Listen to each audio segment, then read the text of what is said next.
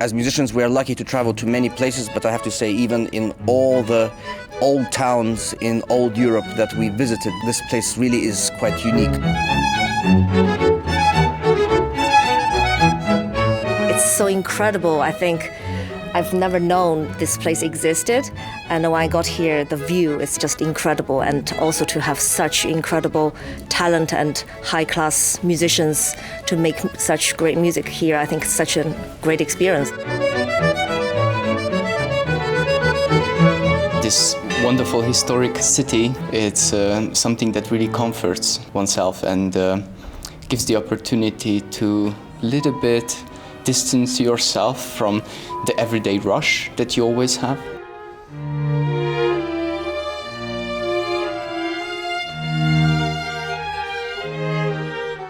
We came to this place together with Juliane, which we discovered as one of the most beautiful places in the world. And it was out of the love to the place that we tried to bring some music here to make it even more perfect.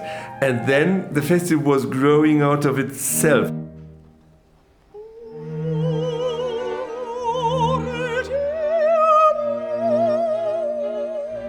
I think it's especially important in these times to have these like islands of pure energy, because I think the power of music and of art is to transport energy.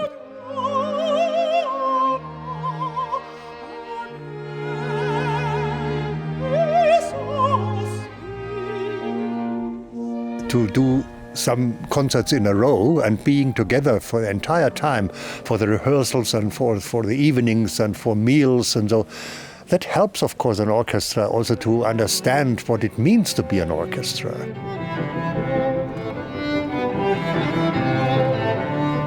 I like the intimacy of the concerts, and I like the diversity of the people, and I like the music, of course.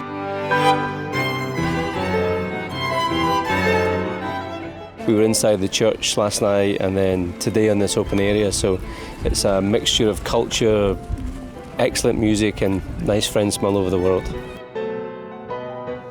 I think the success of the festival is also based on the fact that it is so much growing from inside. That means the change, of course, from the very beginning, where we just brought some artists and music over a weekend without thinking of a big festival, until now, where it is really the biggest festival in Portugal and it has a lot of international attention.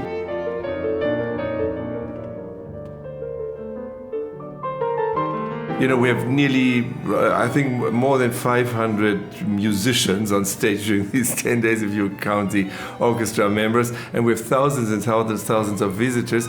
But it's still a community because there's nearly no one else. Everyone who is involved in Marvão is somehow connected to the festival, either as a performer or as a listener. And it's just like a huge family.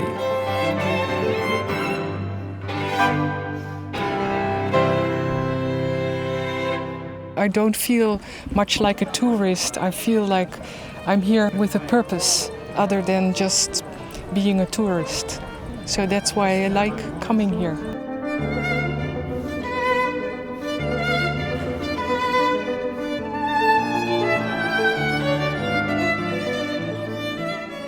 You don't really realize it while you're here because you're so busy and you're, giving. But actually you take much more than you give.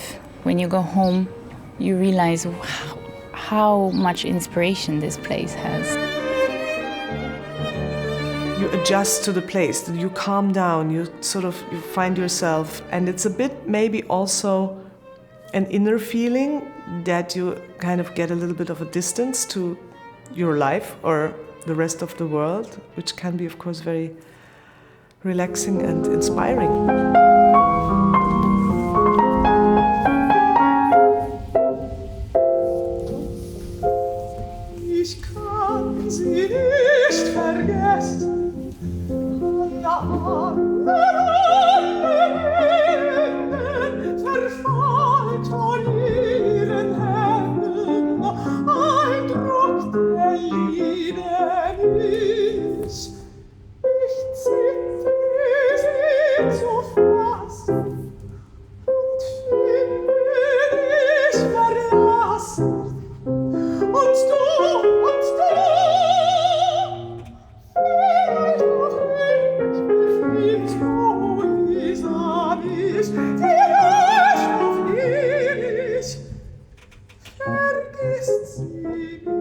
That people really, really somehow come back to their inner self.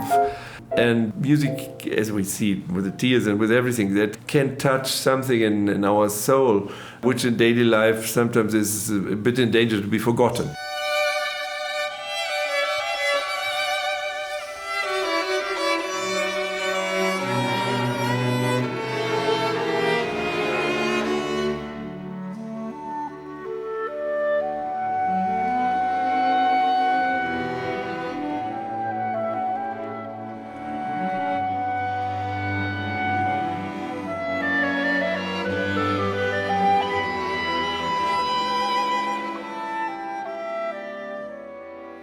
We had 36 concerts now in 10 days, and we had so amazing artists here this week. And I had this particular wish, which I already was carrying along with me for more than 30 years, to one day perform the complete chamber music by Johannes Brahms in chronological order of compositions. And I am deeply grateful that we really managed to do that without any exception.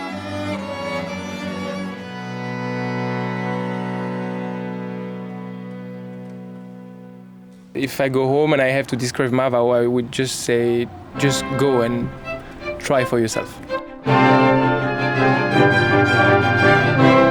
I would recommend, of course, the town and the surroundings of it. I would recommend the good food, the nice people. We did a very nice restaurant this afternoon with the four of us, very good, very nice Portuguese dinner. Marvão, as far as Portugal goes, is like this hidden gem.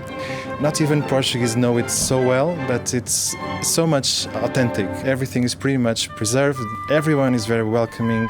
And I think people that come to relax and to experience a really small town with amazing views. And I always recommend, please stay until the sunset. We do have the best sunsets in Portugal, for sure. The sunset last night, enjoying a little beer or some wine on the hill. There are worse places to be in the middle of summer, I would say. It's very, very special indeed. I think it is very important in general for us to bring the music to the audience. We are like the waiters in a restaurant. We just bring the food, the spiritual food which the composer has cooked, to the table of the listeners. But if we don't do that, they will never get their food and will starve one day.